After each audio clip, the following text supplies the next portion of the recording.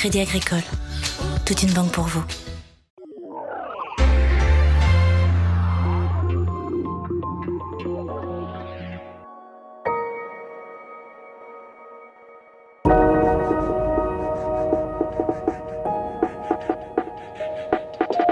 Je travaille le bois en général, mais spécifiquement les planches de skateboard. Je recycle les anciennes planches de skateboard. C'est un concept qui n'est pas novateur, mais qui permet beaucoup d'extension.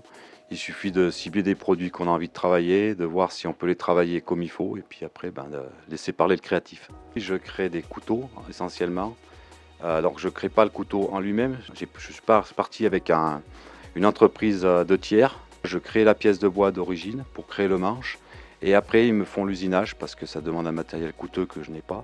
Pour faire la pièce de base, il faut compter pas loin de 4 heures. Alors, on va dire à 4 heures abouties, une fois les finitions faites, que je fais par la suite quand je reçois les pièces usinées. Il va falloir prendre des planches cassées. Une fois que ces pièces sont enfin prêtes à être collées, il y a un gros mariage à faire.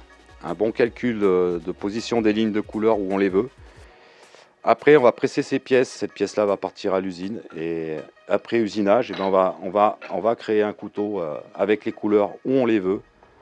Hein, et non pas comme certains pensent, je ne les peins pas. Lui, je crée aussi des stylos. Une fois que j'ai créé ces pièces de base, après, je vais travailler là. Donc aujourd'hui, je travaille à base d'un tour numérique. Parce que le tour numérique me permet d'avoir des pièces très précises. Ça ne supporte pas l'eau, comme une planche de skate à la base ne supporte pas l'eau, tout skater vous le dira, c'est un produit sensible un petit peu à l'eau. Il faut éviter de le laisser tremper dans un évier, ou si on le nettoie, d'abord un couteau bois, normalement il n'y a que la lame qui se nettoie. Enfin, le manche s'il est vraiment sale bien sûr, on va y mettre un coup d'éponge, mais on ne va pas le faire tremper dans l'eau. C'était votre reportage Savoie News avec le Crédit Agricole des Savoies.